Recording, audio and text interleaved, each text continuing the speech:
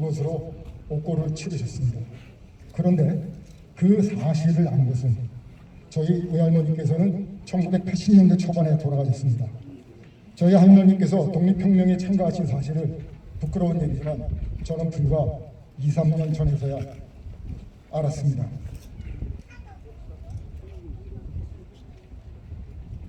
할머니께서는 돌아가실 때까지 말씀 안 하셨습니다.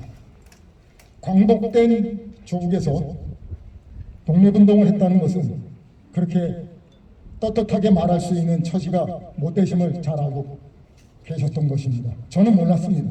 저희 가족도 몰랐습니다. 그리고 저희 아버지의 일가 마찬가지로 1919년 3월 혁명 때 여러분들이 옥고를 치르셨습니다. 가혹한 고문을 당하시고요. 저는 몰랐습니다. 광복된 세상에서 독립혁명가의 후손들이 어떤 처지에 있었는가를 이 사건을 통해서 알 수 있다고 생각합니다. 여러분, 오늘 반민족 내국 역사 끝장내자이기 때문에 저는 역사학과 관련해서 말씀드리고자 합니다. 그리고 저는 숭실대학교에서 역사학을 전공했습니다. 그리고 숭실대 사태라고 말씀드리는데 이렇게 귀한 자리에 숭실대만의 문제라고 한다면 저는 결코 이 자리에 서지 않았을 것입니다. 자, 반민족 내국 역사학이 어떻게 지금도 이 학계를 장악하고 있고 그것이 우리 주변에서 일상적으로 어떻게 연결되고 있는가에 대한 그 하나의 파편이기 때문에 저는 이 자리에 서서 숭실대와 관련된 간단한 이야기를 말씀드리고 내려가려고 합니다. 숭실대학교는 우리 민족 최초의 대학입니다. 저는 80년대에 민족숭실사학과에 들어갔습니다. 그러나 실망스럽게도 제가 배운 것은 독립혁명가들의 역사학이 아니었습니다. 그것은 해방 이후에 반민특위가 해체되면서 기사회생한 이병도 신속화가 만든 조선 천독교의 역사학을 정통 역사학 또는 정설, 통설 그리고 독립혁명가들의 역사학은 아예 거론하지 않았습니다. 그리고 그것은 학문이 아닌 하나의 유사 학문에 불과했습니다. 이것이 조선 청독부에서 만든 하나의 프레임이고 이데올로기였습니다. 이병도가 사학과 창설을 서울대학교에 했죠. 그리고 서울대학교, 고려대학교 사학과를 중심으로 해서 전국에 있는 대학 사학과 거의 100%라고 해도 과언이 아닐 겁니다. 그리고 국사편찬위원회, 한국학중앙연구원, 동북아역사재단, 기타 모든 문화재단, 그리고 국립중앙박물관 등 국제기관에 조선 청독부 산하 조선사 편수의 후예들이 들어가서 역사를 하나의 정서로, 그 하나의 정서는 우리 한국을 침략한 일제학자들의 역사학을 근대 역사 학문이다라고 하는 그러한 허구적인 프레임으로 정설화하는 과정이었습니다. 어느 나라든 독립운동을 한 세계의 역사는 먼저 해방이 됐을 때 무엇을 했습니까? 지식인과 언론을 과감하게 청산했습니다. 그러나 우리는 단 한 명도 하지 못했습니다. 그것으로 인해서 이 역사학이 우리 사회를 장악하는, 그리고 결국은 역사가 자체가 우리를 노예로 만드는, 우리를 삶의 주체로 만들지 못하는 그러한 삶을 저희뿐만 아니고 우리 후예들에게 강화하고 그것을 현실로 만들었습니다. 자, 숭실대학교 간단하게 언급하겠습니다. 제가 이미 80년대에도 여기서 배울 수 있는 역사학은 없다라고 생각했고, 역사학은 스스로 공부하고 우리가 역사를 토론할 때 진정한 역사가 될 수 있겠구나, 그리고 현장에서 배워야 역사가 될 수 있겠구나 라고 뼈저리게 느껴왔고, 이번 사태는 2022년도에 숭실대학교에서 이런 일이 있었습니다. 뭐냐면 숭실대학교 전 총장이었던 한은수 숭실사이버대 총장이 이덕일 소장님에게 도움을 요청했습니다. 통일한국 세움재단에 도움을 청하고, 그리고 통일한국 세움재단을 통해서 더 나아가서 한국에 우리 민족의 역사학을 살리고 우리 민족의 통일을 지향할 수 있는, 우리의 문화를 살릴 수 있는 전문가들을 양성할 수 있는 그런 계기를 이덕일 소장님이 좀 도와다오 해서 이덕일 소장님은 거기에 부응을 하셨습니다. 그래서 존경하는 이종찬 우당 기념관 관장님을 비롯해서 통일 문제와 관련된 우리 문화와 관련된 최고의 전문가들을 만나서 설득하고 동참 의사를 밝혔습니다. 그리고 더 나아가서는 2022년 연말에 이덕길 소장님에게 학생들을 대학원을 설립을 하니 통일문화한류학과를 만드니 학생을 모집했습니다. 그리고 많은 이들이 지원했습니다. 그 급박한 그 상황에서도. 그리고 8명이 합격을 했습니다. 그 중에는 다른 대학의 대학원에 합격한 그런 학생도 있었습니다.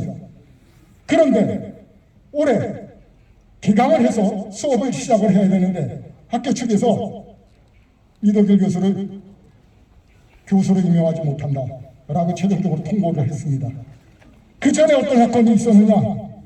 한국고고학회 학회장, 한국역사학회 학회장, 한국상보사학회 학회장 등 5개 학회장들이 바로 여기 계신 분들입니다. 이덕길 소장님뿐만 아니고 바로 여러분들을 유사학자, 유사종교학자 이런 사람들이 가야사 유네스코 등재를 방해하고 있다.